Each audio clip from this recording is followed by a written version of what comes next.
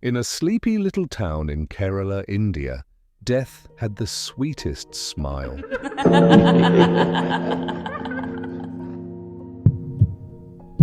6 family members died over 14 years, all of them sudden, all of them ruled natural, until someone finally asked, what if the killer was inside the house all along?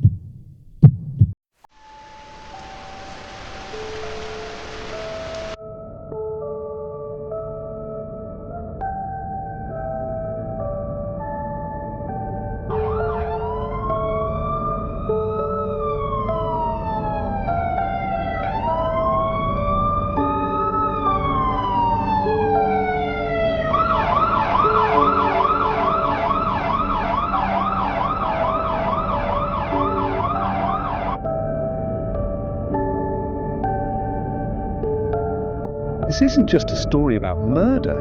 It's about betrayal so perfect, even death didn't see it coming.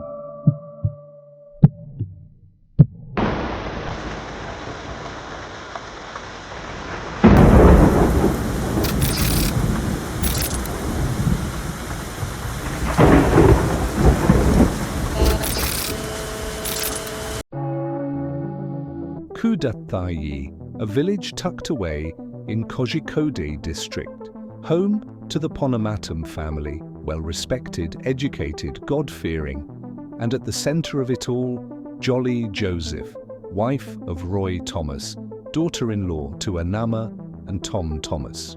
Even a quote from a neighbor, Jolly Chechi, a good woman, always smiling. Who could imagine? To outsiders, she was the ideal woman, devoted wife, pious believer, caring daughter-in-law. But behind the calm, behind the smile, was a carefully constructed lie.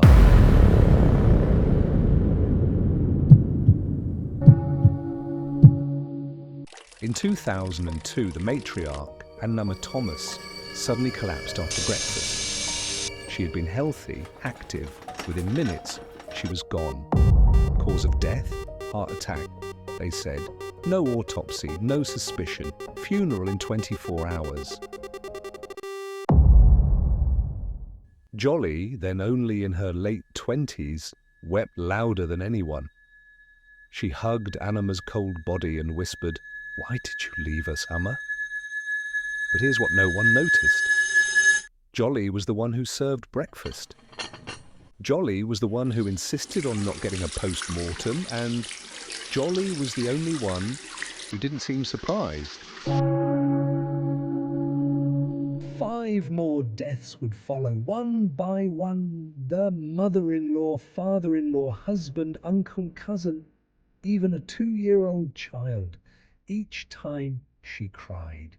Each time no one suspected. Each time someone else died after eating something she served. And for 17 years, Jolly Joseph got away with murder. But one day, the lie cracked.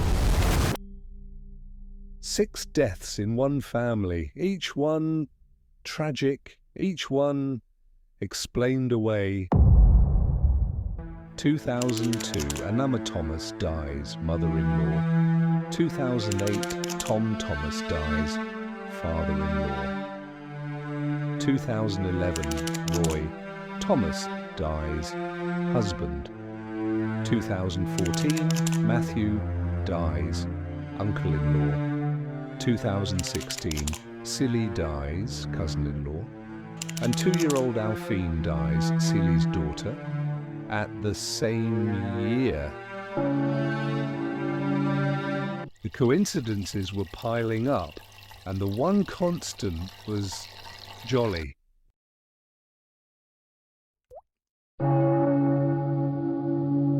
One man finally asked the question that would shake Kerala. Why is everyone dying around Jolly Joseph? Roho was abroad when his brother died. The autopsy back then said internal bleeding, but no poison test had been done. Roho returned in 2019, and when he looked into Jolly's eyes, he saw no grief. He saw control. Roho Thomas said to his auntie that, "I didn't want to believe it, but the math didn't lie. Too many deaths, too many secrets." He went to the police, and for the first time in 17 years, they reopened the files. The police exhumed the bodies. Roy's remains tested positive for cyanide. So did Anama and Seeley and Alphine. Each of them had the same toxin, potassium cyanide, fast-acting, deadly, untraceable if undetected early.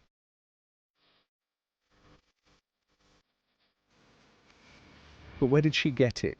Cyanide is not over the counter. It's used in goldsmiths.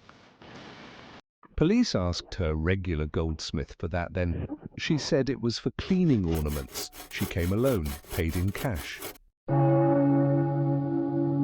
October 5th, 2019, the House of Lies came crumbling down. Jolly was arrested.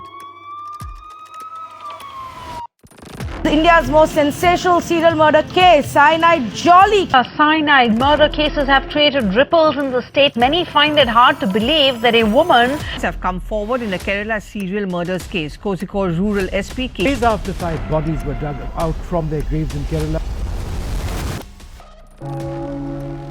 Even in cuffs, she smiled. known to be a family-oriented, well-respected and liked could be a cold-blooded killer. She confessed to 6 murders and then said, "I did it because I wanted peace." One woman, one motive, 6 lives, one lie that lasted 17 years. For 14 years, Jolly told everyone she was a professor at NIT Calicut. She woke up, wore a crisp sari, left on time, smiled at neighbours, prayed at church, and came home, respected. But she never worked there, not for a single day. She forged an ID card, lied to her husband, lied to her in-laws, lied to her own children. She faked everything. Degree certificates, salary slips, all counterfeit. This wasn't a moment of madness. It was years of precision, years of building a second self. The motive was never property, never revenge. It was control. She made each death look natural. She wept in public, but in private, she rewrote the inheritance. She was erasing everyone who stood in the way of her perfect life. She doesn't fit the typical psychopath. She's more terrifying. She was a nurturer, a caregiver. That's why nobody suspected a thing. In court, Jolly was calm. She never cried. She simply confessed.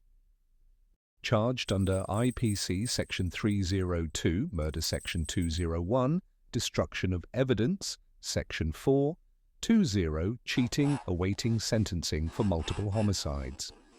She awaits life imprisonment, or worse, but her silence remains louder than any verdict. She wasn't a serial killer in a dark alley. She wasn't a monster in a mask. She was the woman who held your baby, who poured your tea, who prayed beside you at Sunday Mass. Jolly Joseph didn't kill out of hate. She killed because she wanted peace, and she thought death was the solution.